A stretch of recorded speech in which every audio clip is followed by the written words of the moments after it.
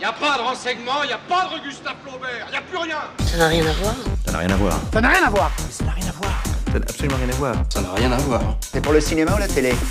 Des dinosaures, des flics, des répliques cultes et un masque bleu, deux films qui à première vue n'ont rien à voir, mais on va quand même essayer d'en faire des parallèles foireux. Bienvenue dans Rien à voir les films, 5e émission. Bonjour Benjamin. Salut Thomas. On en parlait dans le dernier épisode et vendredi dernier on est retourné voir La La Land au cinéma. Est-ce que tes larmes ont eu le temps de sécher? Ouais, on va dire oui. Ah bah moi pas trop en tout cas. J'aime toujours autant ce film, c'était vraiment assez incroyable. C'est vraiment la première fois que je le vois au cinéma. Et la première fois que je l'avais découvert, je t'avais dit, je l'ai vu en ciné-concert à la Arcade Arena de Bordeaux, avec l'orchestre qui jouait les musiques en masse. C'était une expérience assez folle. Est-ce que t'es allé au cinéma cette semaine voir d'autres films? Évidemment, parce que j'ai pas eu le temps. Par contre, j'ai mes places pour Dune 2. Ce sont des bons gros nerds de Denis Villeneuve. Et moi cette semaine, je suis allé voir La Bête avec Léa Seydoux et Darly, Quentin Dupieux. Deux films qui n'ont rien à voir. Et pourtant, on a vraiment l'impression d'avoir affaire à du cinéma abstrait, tu vois. Je suis assez incapable de te résumer les deux films. C'est des délires qui sont poussés assez loin, c'est vraiment assez agréable parfois de juste rien comprendre au film et de se laisser bercer, emporter par les images et les dialogues. Alors avec Dupieux, tu sais, on est un peu habitué. Mais du côté de Bertrand Bonello, en fait c'est le premier film que je vois de lui et en vrai ça me donne envie de voir le reste. Bah tant mieux. Et on verra si c'est dans la même veine. En tout cas, si le podcast vous plaît, vous pouvez le partager à vos amis fans de cinéma et on est présent sur toutes les plateformes d'écoute, Spotify, Deezer, Apple Podcasts, Google Podcasts. Et pour ne manquer aucun épisode, vous pouvez aussi nous suivre sur notre compte Instagram Rien à voir les films. Aujourd'hui, on reparle de deux films qui en apparence sont très différents, deux films de notre enfance, Jurassic Park de Steven Spielberg et Fantomas d'André Hunebelle. Et Jurassic Park, de quoi ça parle, Benjamin? Eh bien, dans Jurassic Park, on a le milliardaire John Hammond qui a dépensé sans compter et il est parvenu à donner vie à des dinosaures, en plus vrai que nature, des vrais dinosaures vivants, grâce à la génétique, et il décide de les utiliser dans le cadre d'un parc d'attractions. Ce parc il est situé sur l'île d'Isla-Nublar, et avant l'ouverture, il aimerait faire visiter le parc à des experts, à des paléontologues et des biologistes, pour obtenir leur aval et voir que, tout va bien. Pour satisfaire les actionnaires aussi. Exactement. Sauf que pendant la visite, l'informaticien Denis Nedry, qui a été corrompu par une entreprise rivale, décide de couper les systèmes de sécurité pour voler des embryons de dinosaures. Et qui dit absence de système de sécurité, dit dinosaure qui s'échappe. Et Fantomas, de quoi ça parle? Mais Fantomas, à la base, c'est une série de nouvelles qui est parue entre 1911 et 1913. Il y a aussi eu 11 romans. Et ça a connu à peu près le même trajet que OSS 117. C'est-à-dire qu'à la base, Fantomas, c'est hyper sérieux. Il y a eu des adaptations en série, en film, mais aujourd'hui, tout le monde s'en souvient pour les comédies qui ont été faites. Et donc, le premier film, avec le duo De Funès-Jean Marais, il est sorti en 1964. Il a été tourné avant Le Gendarme de Saint-Tropez, mais les deux sont sortis la même année. Et ça va être un plutôt beau succès qui va engendrer deux suites. Et donc Fantomas, c'est quoi? C'est l'histoire du commissaire Juve, incarné par Louis de Funès, qui traque Fantomas, qui est un individu dont on ne connaît pas vraiment l'identité et qui se cache derrière un masque bleu et qui utilise d'autres masques et quelques gadgets pour usurper l'identité de certaines personnes pour commettre des crimes et des vols en leur nom. Et l'une de ses victimes, ça va notamment être Fandor, un journaliste du Point du Jour, incarné par Jean Marais. Et donc, selon toi, en quoi ces deux films ont des points communs? Alors, il faut savoir que, comme tu l'as dit, Fantomas, c'est une adaptation. Et Jurassic Park, c'est aussi une adaptation de bouquin, un livre de Michael Crichton qui s'appelle Le Monde Perdu. Le Monde Perdu, qui est le titre du deuxième film. Exactement. Et là où j'aimerais revenir, c'est que, et du coup, ces deux adaptations, qu'est-ce qu'elles ont en commun pour moi? C'est que ces deux adaptations qui dévient du matériau source. Par exemple, on a Fantomas, qui est une comédie quand même, avec quelques passages un peu angoissants, mais ça reste très globalement une comédie d'action. Alors que, comme tu l'as dit, les bouquins Fantomas, c'était plus des livres macabres. Même Jurassic Park, le livre est plus sombre. Par exemple, le personnage d'Hammond, qui dans le bouquin est vraiment un homme d'affaires un peu véreux, alors que dans le film, c'est vraiment le gentil papy un peu dépassé. C'est l'avocat qui devient véreux, justement. C'est ça. Sans que ce soit trop un connard, j'ai l'impression, dans le film, quand même. Bon, il abandonne les L'avocat enfants. L'avocat, c'est pas un connard? Un peu, mais je dirais, il y a pire, quoi. Il y a Denis Nedry quand même dans le film, tu vois ce que... Oui. Mais oui, non, évidemment, je lui confierai pas mes gosses, mais... Bon, déjà parce que j'en ai pas, mais... Il nous a abandonnés. Donc, déjà, il est moins sympathique, John Hammond, mais en plus, il meurt. Ian Malcolm, c'est pareil.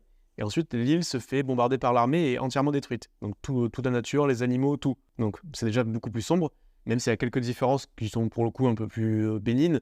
Par exemple, Grant, qui apprécie les enfants dès à leur rencontre, alors que dans le film, il met un peu de temps à s'acclimater, à les prendre en charge, parce qu'il ne veut pas de cette responsabilité. Tout à fait, et Fantomas, en fait, c'est pareil, parce qu'il y a même un des auteurs originaux des nouvelles, qui a collé un procès à Gaumont pour tort moraux et qui a qualifié le film de grotesque et a reproché le fait que Fantomas ne faisait pas du tout peur. Et en fait, il s'en sortira avec 3% des recettes des films. Donc, il s'en est plutôt bien sorti. Et pour dire que Fantomas ne fait pas peur, alors que bon, la scène d'introduction où il apparaît face à Jean-Marie, on l'a tous vu, hein, notamment petit, avec cette grosse musique d'orgue là, super flippante, ça fait son effet. Et un détail que je trouve quand même marrant avec le recul, c'est qu'en fait, au début tu te dis ouais c'est la musique de film, c'est le gros méchant. Et en fait non, tu te rends compte qu'après c'est la musique de l'ascenseur quand il arrive. Et du coup c'est tout de suite beaucoup plus drôle. Parce que tu te dis en fait même quand ils font leur truc entre eux, ils doivent se taper ça à chaque fois. Au bout d'un moment ça doit être un peu relou. Par rapport à l'antagoniste des films, donc l'antagoniste de Fantomas, c'est évidemment Fantomas. L'antagoniste de Jurassic Park, c'est les dinosaures de manière générale. C'est des antagonistes qui prennent plusieurs formes. Donc on a une première forme dont on se souvient, qui est une forme très solide, qui paraît invincible, parce que quand Jean-Marie il met des coups à Fantomas, il réagit pas du tout. Donc on a ce Fantomas bleu qu'on peut comparer au T-Rex. Pareil, il est imbattable. Et on va avoir une forme secondaire qui est les déguisements de Fantomas, les masques qu'il utilise, qui sont beaucoup plus agiles, beaucoup plus rapides, qui se camouflent, il est très sournois, comme les vélociraptors en fait. Et on a aussi cet antagoniste qui apparaît au final très peu à l'écran. On se souvient, quand on a vu Fantomas et quand on a vu Jurassic Park, on se souvient de la scène du T-Rex, on se souvient de Fantomas qui apparaît à l'écran, mais en fait il reste très peu et il marque, et c'est ça qui fait la force aussi de ces antagonistes. On est beaucoup plus concentré sur l'histoire des personnages, sur l'histoire dans le parc, sur l'histoire de l'enquête, que sur véritablement les antagonistes qui pourtant sont au cœur de toutes les discussions, mais c'est ce qui reste en mémoire. De toute façon, c'est une règle de cinéma de base qui s'applique très souvent, notamment dans les films d'horreur, c'est moins si tu vois la menace, plus elle est tangible et plus elle est mémorable. Même dans certains films, dans certaines sagas, comme par exemple dans Alien, dans le premier film Alien, la créature apparaît très peu, ce qui la rend très terrifiante, alors que dans les suites, au fur et à mesure, plus elle apparaît, plus elle perd son aura. Après, c'est aussi à voir avec la qualité des films en question, moins que de son quota d'apparition, on va dire. Mais d'ailleurs, en parlant d'Alien, James Cameron, qui a réalisé du coup Aliens, donc le deuxième volet, il a failli aussi réaliser Jurassic Park, parce qu'il était en bataille pour avoir les droits du livre, et finalement il les a pas eu, c'est Spielberg qui les a eu avant, et il a dit finalement c'est peut-être un mal pour un bien que ce soit Spielberg qui ait fait le film, parce que il pense qu'il aurait fait juste un deuxième à Aliens, mais avec des dinosaures, ce qui aurait été moins pertinent. Je vois mal Jurassic Park en film d'action. Aliens, c'est un film d'action, et Jurassic Park, ça aurait peut-être donné un côté plus Jurassic World pour le coup, ce qu'il y a eu plus tard. Ok. Et tout à l'heure, tu parlais des antagonistes, qui sont clairement identifiés, hein, les dinosaures, Fantomas. Denis Nidri, techniquement, c'est un antagoniste parce que c'est lui qui provoque, on va dire, toute cette catastrophe, même si finalement, après, il est dans son coin. Mais j'aime bien les théories comme quoi Hammond, ça serait un peu un antagoniste malgré lui, parce que les personnages n'arrêtent pas de lui répéter, en fait. C'est qu'il est plein de bonnes intentions, mais ce qu'il fait, c'est pas responsable. Alors certes, c'est pas à cause de lui que ça dégénère, mais techniquement, il a eu trop d'ambition, même... Mais on pourrait même se dire que c'est un peu de sa faute, même si c'est pas vraiment... ça serait un peu salaud de le blâmer. C'est que Nedry, pourquoi il trahit Hammond, c'est parce qu'il est pas assez bien payé. C'est surtout parce qu'il a été soudoyé, plus que parce qu'il est mal payé. Non, mais il le dit à Dodson. Il lui dit ne soyez pas radin avec moi, Hammond a fait la même erreur. Ah oui. Indirectement, il a provoqué sa propre chute, même si, bon, là, pour le coup, on peut pas vraiment lui imputer, parce que ce qui est intéressant dans cet échange, c'est qu'on voit que Nedry pourrait trahir n'importe qui, en fait. Oui, il va vers le plus offrant. C'est ça. C'est pour ça que c'est un très bon antagoniste, je trouve, malgré le fait qu'il soit pas très présent et qu'il interagisse peu. On voit vraiment que c'est juste une fouine, en fait. C'est plutôt sympa. D'ailleurs, petite easter egg que j'ai remarqué en revoyant le film récemment, il y a une photo d'une personne sur l'écran de Denis Nedry qui est accrochée à l'écran. Est-ce que tu saurais me retrouver cette personnalité ? C'est Oppenheimer. C'est Robert Oppenheimer, effectivement, que j'avais jamais remarqué parce qu'avant, je le connaissais pas, avant le film de Nolan.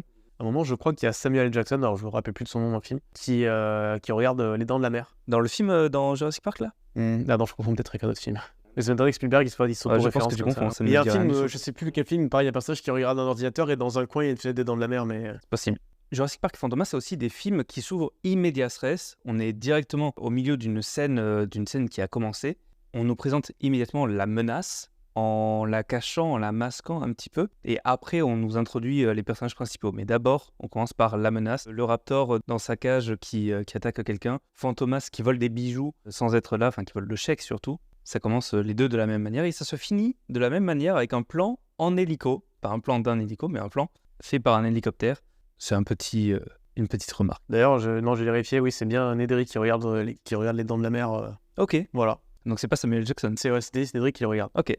Spielberg qui a notamment un peu rushé le film parce que c'était pas sa priorité, sa grande priorité. Lui, ce qu'il voulait faire, c'était la liste de Schindler, et donc il a pas bâclé, mais il s'est un peu précipité.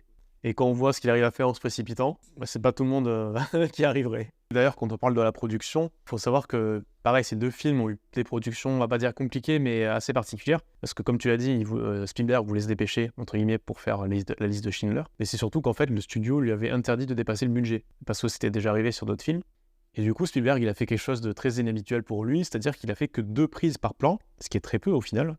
Et il voulait en faire en sorte que le film soit vraiment carré dans les temps. Et pour le tournage de Fantomas, ce qui a posé problème, c'est Jean Marais et Louis de Funès, qui sont 2 acteurs qui sont totalement opposés dans leur façon de jouer. Donc, soit dans la comédie ou même on va dire, dans la physicalité. Ce qui donne un résultat à l'image qui est assez intéressant, justement. Bien sûr. Après, il y avait aussi des rivalités entre les 2 acteurs, évidemment. Notamment Jean Marais qui avait un peu la haine parce qu'en fait, De Funès à l'époque, c'était un second rôle. C'était un acteur qui n'était pas spécialement connu et il prenait beaucoup de place, qui avait un peu tendance à énerver. Surtout que voilà, De Funès, c'est quelqu'un de vraiment très exubérant, qui a besoin on va dire, de 1 ou 2 prises, de quelques prises pour vraiment se mettre. Il est tout le temps à fond. Alors que Jean Marais, lui, il en faut plusieurs pour se mettre dans le personnage, de bien arriver à trouver le ton adéquat. Et du coup, il y avait un peu cette guéguerre entre les 2 acteurs, où Jean-Marie, il a fait la plupart de ses cascades, alors qu'il avait presque la cinquantaine déjà, donc c'est un peu notre Tom Cruise français. Il avait 50 ans aussi, De Funès. Bien sûr. Ce qui est paradoxal, parce que tous ses plus grands rôles sont arrivés après, à De Funès. C'est ça, il a explosé vraiment vieux. Après, bon, forcément, De Funès faisait plus vieux que Jean-Marie, voilà, il s'était pas bâti pareil, on va dire. Mais du coup, Jean-Marie a tenu à faire ses propres cascades, et De Funès, lui, il a voulu du coup faire pareil, parce qu'il voulait pas paraître inférieur à Jean-Marie. Et c'est pour ça que la scène où il est suspendu à une grue, qui descend dans un tas de gravier, il l'a faite tout seul. D'ailleurs, il s'est fait un peu mal et il a mis un peu de temps à s'en remettre. Et pareil, la scène où il saute du pont sur le train et qu'il arrive sur un cheval, évidemment, la réception sur le cheval ne s'est pas faite, elle est faite en 2 plans. Mais le saut sur le train, c'est lui qui l'a fait pour de vrai. Il y a toujours eu un peu ça dans la trilogie, même si évidemment, au fur et à mesure de la trilogie, c'est plus Louis de Funès qui va prendre le dessus, qui va vraiment devenir important. En fait, les gens vont venir pour voir Louis de Funès dans les films. Jean-Marie, ça sera un second rôle, surtout dans le 3e. Et là où on le voit, c'est notamment au niveau des affiches. Parce que sa première affiche, sur l'affiche du premier film, c'est Jean Marais qui est prédominant sur l'affiche avec De Funès en bas. Alors que dès le 2e film, ils sont les 2 au même niveau. Et évidemment, ça va plaire moyen à Jean Marais, même si voilà, il reconnaît que dans son domaine, De Funès c'était bon. Fantomas, effectivement, c'est le croisement de 2 carrières. Une qui est déjà très établie, celle de Jean Marais, qui a notamment été connu pour avoir joué dans la majorité des films de Jean Cocteau, alors que De Funès, tous ses rôles les plus connus étaient à venir, donc Le Gendarme de Saint-Tropez qui est sorti la même année, et puis plus tard, La Grande Vadrouille, La Folie des Grandeurs, Le Cornio, L'Avare, pour ne citer que. Et dans Jurassic Park, c'est un petit peu pareil. On a Richard Attenborough qui est en fin de carrière, on a Jeff Goldblum qui commence à démarrer, qui commence à être connu parce qu'il a déjà joué dans La Mouche, mais qui va devenir beaucoup plus populaire plus tard, et Laura Dern, qui pareil va connaître tous ses grands rôles après. Donc c'est 2 films où les carrières se croisent finalement. Sauf qu'en plus, j'ai dit Ian Malcolm. Jeff Goldblum, la Mouche, c'était vraiment un film horrifique. De passer d'un film de genre fait par Cronenberg à un film grand public par Spielberg, ça l'a énormément aidé. Plus tard, il fera Independence Day. 3 ans après. 3 ans après que ça? Je crois que c'est 96, Independence Day. Jurassic Park, c'est 93. Moi, dans ma tête, Jurassic Park, c'est plus les années 80, alors que non, c'est vraiment les années 90. 2 ans après Terminator 2, qui sont, mine de rien, 2 films pionniers en matière d'effets spéciaux, que ce soit en termes d'effets spéciaux numériques ou même en animatronique. Et je pense que c'est pour ça que le film que les 2 films d'ailleurs ont aussi bien vieilli aujourd'hui. Là, je l'ai vu sur ma grande télé, Jurassic Park. Franchement, alors peut-être les scènes de jour, ça se voit un peu plus. Il y a quelques effets de jour, effectivement, notamment dans la poursuite avec les Gallimimus, qui pour le coup est un troupeau qui a été entièrement fait en 3D. C'est assez miraculeux qu'ils aient réussi à le faire à l'époque. Mais effectivement, tu as certains mouvements quand ils sont filmés de près, de loin ça va, mais de près, ça se voit un peu plus. Notamment quand ils passent devant ou derrière des acteurs, en fait. Exactement. Et pour le coup, je trouve que Fantomas a beaucoup plus mal vieilli. Alors notamment les masques. Bon, le masque de Fantomas de base, il est inexpressif, c'est-à-dire que quand il parle, il ne bouge presque pas les lèvres. Alors ça lui donne un côté un peu effrayant, ce qui est bien, mais c'est vrai que ça donne surtout un côté mal fait, je trouve. Je dirais plus kitsch, mais après il faut pas oublier que le film est sorti en 64. Donc... Ouais. Moi, ce qui me marque surtout, c'est les scènes en voiture qui n'ont pas été faites comme on fait aujourd'hui, c'est-à-dire on pose la voiture sur un camion et on la tracte. C'est vidéo projeté, ils sont dans un studio avec un fond vidéo projeté. Et c'est vrai qu'aujourd'hui, ça marche vraiment plus du tout. Bien sûr. Après, il faut rendre à César ce qui est à César, c'est que effectivement les gros plans rapprochés donc sur Jean Marais et sur sa partenaire Hélène, bon voilà, le trucage est assez évident. Par contre, les cascades en voiture, elles pour le coup sont bluffantes. Parce qu'elles ont été réalisées, voilà, il n'y a pas d'artifice, c'est vraiment des cascadeurs qui ont vraiment mis leur vie en jeu. Faut rappeler que, encore une fois, les cascades à l'époque, il y avait beaucoup moins de sécurité qu'aujourd'hui. Ah, mais sur la route, il y avait déjà pas beaucoup de glissières. Ils passent vraiment à côté du ravin, un peu Bien à sûr. chaque plan. Après, pour en revenir à Jurassic Park, voilà, on pinaille un peu sur les Gallimimus, tout ça, mais la scène du T-Rex qui est du coup de nuit, ce qui est beaucoup plus simple, Elle est parfaite. c'est fou, quoi. Alors qu'il y a des films des années 2000 où déjà on se dit, ah, ok, c'est pas pareil. Bah, ne serait-ce que la menace fantôme qui est sortie 7 ans après, quoi. Non, 7 ans, 6, ans après 99. 99. Ne serait-ce que Jar Jar, il est pas beau, hein. Pour l'époque, c'était impressionnant. Mais c'est un peu ça le problème de George Lucas pour la prélogie, c'est qu'il s'est trop appuyé sur les effets spéciaux numériques, alors qu'il aurait peut-être dû faire un peu plus de mélange animatronics 3D. Ce qu'a fait, malgré tout le mal qu'on peut en dire, la post-logie Star Wars, donc 7, 8 et 9, où il y a eu beaucoup plus de recours aux maquettes, au maquillage, au décor en dur, ce qui fait que je pense que ces films vieilliront beaucoup mieux. C'est vrai que pour le coup, les derniers films sont assez beaux, ce qui jure un petit peu avec les décors de la prélogie qui sont, surtout des 1 et 2, qui sont assez vides finalement. Le 3, ça passe un peu mieux. Le 3, on commence à avoir un certain aboutissement déjà. Même en termes d'effets spéciaux, je crois que c'est celui qui a le mieux vieilli. Il y a très peu de moments où je me dis, ah, c'est moche. Mais c'est vrai qu'il y a beaucoup de scènes, je me souviens dans le 2 notamment, des plans sur des clones qui sont faits entièrement en 3D. Et tu te dis, pourquoi l'avoir fait en 3D alors que tu pouvais le faire en réel, en dur, notamment certains plans avec C3PO et R2D2 qui sont juste full 3D. C'est vrai que tu as l'impression de regarder des cinématiques, je vais pas dire PS2, mais PS3, quoi. Bon, c'est un peu dommage, mais en même temps, il faut passer par là. Il y a un moment donné, il faut qu'il y en ait qui se cassent les dents pour que les autres réussissent après. Et à l'époque, il y avait surtout que Star Wars pour le faire. Comme à son époque, il y avait que George Lucas et James Cameron pour tenter des effets spéciaux aussi, on va dire, pionniers, fondamentaux dans ce que vont être les effets spéciaux plus tard. Bah déjà, Star Wars, c'est quand même un film qui avait révolutionné les maquettes dans l'épisode 4 et 5. Et après, Spielberg, qui a toujours expérimenté, ne serait-ce qu'avec le requin des dents de la mer, qui est déjà quelque chose d'assez impressionnant, qui ne marchait pas. Oui, c'était une vraie merde. Mais en plus, ce que je trouve fou, c'est que d'un problème technique est née une intention de réalisation. Ouais. C'est-à-dire que le requin ne marchait pas, du coup on le filme très peu, alors qu'à la base il devait être beaucoup plus présent, et c'est ce qui fait qu'on se souvient des Dents de la Mer, c'est qu'on ne voit jamais le requin, et c'est ce qui nous marque aussi. Ça n'aurait pas marché cette technique pour Jurassic Park, parce que certes on ne voit pas beaucoup les dinosaures, mais quand on les voit bien. Et je pense que c'est ça aussi qui est fou, c'est que certes maintenant on se dit waouh, c'est trop bien fait pour l'époque et tout, mais même à l'époque, il faut se rendre compte au cinéma, de voir ces dinosaures-là, même les vélociraptors, enfin le niveau de détail, quand ils bougent, quand ils ouvrent les portes et tout, c'est extrêmement bien fait, et notamment le choix de réalisation, le choix du format d'image qui est très haut. On n'est pas sur du scope classique. Mais c'est du 1,85. Du 1,85, et ce qui fait qu'on peut vraiment filmer les dinosaures dans toute leur hauteur, avec les personnages qui sont à côté, qui sont minuscules, qui donnent vraiment cette impression de gigantisme qu'on a tendance à perdre aujourd'hui, je trouve, dans les films américains, où on a tendance à juste dire, vous voyez, ce monstre-là, il fait 50 mètres, mais t'as à aucun moment l'impression qu'il en fait 50. Se référer à la bande-annonce de Godzilla versus Kong, le dernier. C'est dommage, alors, parce que pour le coup, quand je parle de Godzilla, Gareth Edwards avait fait ça en 2014, très très bien, je trouve. Il a fait aussi, évidemment, dans Star Wars Rogue One, donc dire que là, on boucle un peu la boucle. C'est très bien ce que tu dis en termes d'échelle. Un de ceux qui faisait vraiment bien ça dans les années 2000, c'était Michael Bay. Alors, les films Transformers, on en pense ce qu'on en pense, c'est pas des chefs-d'œuvre. Mais pour des films, le premier film il date de 2007, Transformers. Franchement, il pourrait sortir aujourd'hui, je ne verrais pas la différence. En termes d'effets spéciaux, on va dire. Parce qu'en termes de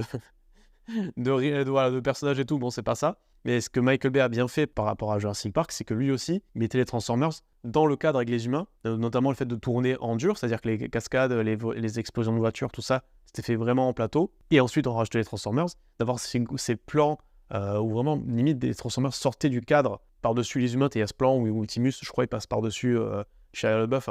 C'est pour ça que ça fonctionne encore très bien, je pense, ce film Transformers. Et je pense qu'il a dû s'inspirer de Spielberg pour faire de ce qui a été fait dans Jurassic Park. Après, il s'inspire de Spielberg, il s'inspire de tout ce qui avait été fait déjà dans le cinéma japonais avec les premiers films Godzilla. Rien que dans les années 50, ils allaient chercher le gigantisme en rajoutant des humains dans le plan. Aujourd'hui, quand on essaie de montrer que Godzilla il est gigantesque dans les derniers films américains, je parle, on le compare à un porte-avions. On le place au-dessus d'un porte-avions, on dit regardez, il est gigantesque, oui, mais on n'a pas en tête l'échelle d'un porte-avions, on a l'échelle d'un humain. C'est ça. Donc des fois, ils arrivent à comparer en faisant rentrer un hélicoptère dans le plan, parce qu'on voit à peu près la taille d'un hélicoptère, mais c'est vrai qu'on ne peut plus du tout se rendre compte, on atteint un niveau de gigantisme qui est assez ridicule. Même dans les derniers Jurassic World avec l'Indominus, ils nous disaient ouais, il est 3 fois plus grand que le T-Rex ou 2 fois plus grand que... Ouais, mais tu nous le mets à côté du T-Rex, on se rend compte qu'il est plus grand, mais en même temps, on n'a pas forcément en tête l'échelle du T-Rex. Il faut attendre de faire rentrer un humain dans le plan pour se rendre compte que oui, il est très grand. Est-ce que ça sert vraiment à quelque chose? Je crois pas. Ouais, mais est-ce qu'il est vraiment plus gros que les biceps de Chris Pratt? C'est ça qu'on veut savoir. D'ailleurs, opinion, je sais pas si c'est impopulaire ou quoi, mais le premier Jurassic World, je l'aime bien. Il a quelques défauts, mais franchement, il est cool. Moi, je préfère le 2. Le 2, les scènes d'horreur dans le manoir. Ouais. Mais le 2, il y a trop de trucs cons, je trouve.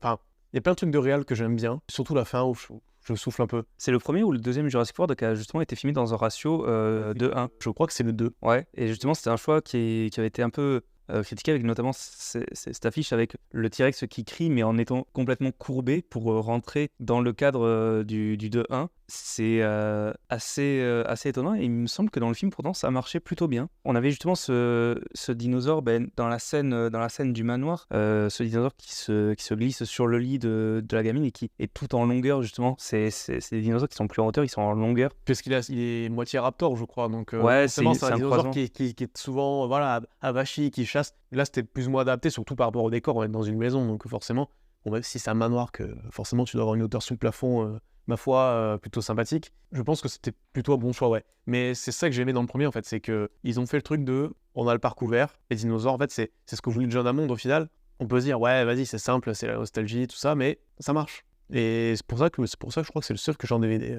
Mais le premier Jurassic World, les critiques qu'on lui reprochait, c'est d'avoir le même scénario que le 1. C'est-à-dire, ça tombe en panne, les dinosaures ils sortent, et avec le côté d'un côté les enfants, de l'autre les adultes qui essaient de s'en sortir. C'était un peu les mêmes archétypes de personnages. Et en même temps, je trouve que à la manière du 7, de l'épisode 7, de Star Wars épisode 7, qui a le même scénario dans les grandes lignes que le 4, ça permet aussi de redémarrer. Bien sûr. On est sur un simili-reboot, c'est-à-dire qu'on reprend dans les grandes lignes la première histoire pour après partir sur autre chose. De toute façon, Jurassic Park et Star Wars, c'est des films qui fonctionnent par cycle, en fait. Et surtout que c'est plus ou moins dit dans les deux sagas. Il faut que ce soit l'évolution, le cycle de la vie, ou le cycle, je sais pas, de la force dans les Star Wars. Donc, c'est pas très dérangeant. En fait, oui, en fait, quand tu te poses 2 minutes et que tu regardes, c'est vrai que tu dis, ah, c'est le même scénario dans les grandes lignes, mais si c'est bien raconté, que c'est suffisamment divertissant, je pense que tu peux faire l'impasse, en fait. Parce que, de toute façon, dans plus en plus de films, en fait, tu te rends compte que les structures sont les mêmes. Alors effectivement, quand c'est au sein d'une même saga, t'as tendance à plus le remarquer, mais au final, c'est pas l'histoire en soi qui est intéressante, c'est plus comment tu la racontes, qu'est-ce que ça raconte, en fait. Et Fantomas, c'est un peu ça aussi, c'est que c'est des films d'action, enfin des films comédie, d'action, un peu horreur, et mine de rien, on peut en parler de l'influence de Jurassic Park, mais Fantomas, ça a aussi pas mal inspiré, notamment les James Bond, plus on va dire le Fantomas 2, donc Fantomas se déchaîne, avec plusieurs points qui ont été repris dans d'autres James Bond.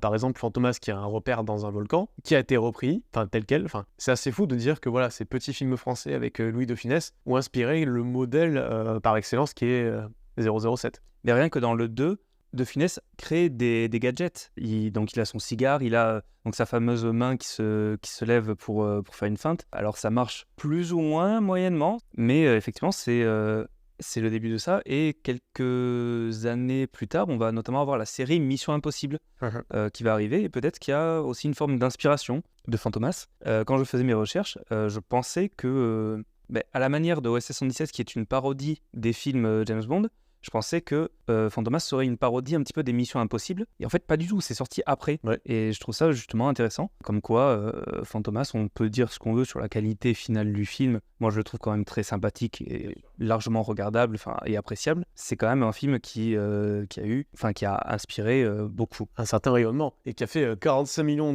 d'entrées en URSS. Voilà. J'ai cette stat-là, t'en fais ce que t'en veux, je sais pas. D'ailleurs, c'est marrant ce que tu disais sur Mission Impossible, parce que Mission Impossible, c'est un autre exemple de saga où les films qui ont adapté la série ont totalement éclipsé la série. Maintenant, les gens, tu leur parles de Mission Impossible. Tom Cruise. Tom Cruise. Et même si tu dis, ouais, c'est parce que c'est plus récent, parce que c'est peut-être meilleur, j'ai pas vu la série, hein, donc je peux pas juger, mais c'est surtout qu'en fait, je pense que même les gens n'ont pas connaissance de cette série, quoi. Tu demandes à des gens, est-ce que tu savais qu'il y avait une série de Mission Impossible? Ils vont peut-être penser qu'il y a un truc qui est sorti là maintenant. Ou alors je sous-estime largement la culture des gens, je sais pas. Mais j'en avais jamais entendu parler avant de m'intéresser au film en détail, quoi. C'est vrai. Et donc pour conclure cette émission, on a parlé de 2 films avec des antagonistes qui prennent plusieurs formes, des films qui ont marqué, qui ont inspiré le cinéma, les séries de leur époque, et 2 films qui ont surtout marqué notre enfance. Merci à tous d'avoir écouté cette 5e émission de Rien à voir les films. J'espère que ça vous a plu. Pour la prochaine fois, Benjamin, est-ce que tu peux nous annoncer les films que tu as choisis ? Donc la prochaine fois, on va parler de X, réalisé par Ty West, et on va parler de Bienvenue à Gattaca, réalisé par Andrew Niccol. En attendant, si ce soir vous n'avez rien à voir, vous pouvez retrouver Jurassic Park sur Netflix, Amazon et Canal+, et Fantomas sur n'importe quelle plateforme de vidéo à la demande. Et bien évidemment, les 2 films sont disponibles en Blu-ray et en DVD. Merci de nous avoir écoutés. On se retrouve très vite pour une prochaine émission. Ciao, bye! Salut! Dis donc, ton article était faux, hein? C'est exact, il était faux. Tu prétends qu'il était faux maintenant que tout le monde croit qu'il était vrai. C'est pourtant vrai. Mais qu'est-ce qui est vrai que tout le monde croit qu'il était vrai? Mais non, c'est pourtant vrai qu'il était faux. Regarde, le bâton aboutit. Allez, va te cacher. Eh ben, c'est normal que ta race ait disparu. Alors pourquoi Fantomas t'aurait-il fait enlever cette nuit si tu avais menti? Justement, parce que j'avais menti. Tu mens! Tu mens! Tu mens! Il ment! Personne n'aurait pu prédire que le professeur Grant allait sauter brusquement du véhicule en marche. Alan? Et voilà, encore un exemple. Et je me retrouve tout seul là, et je me parle tout seul. C'est ça, la théorie du chaos. Tais-toi! Alors écoute. Je ne te permets pas de me vouvoyer! Enfin, je ne me permets pas de me tutoyer, ça suffit là! Ça suffit là! Vous dites que vous avez le T-Rex? Oh, dites ça. Oui, nous avons un T-Rex.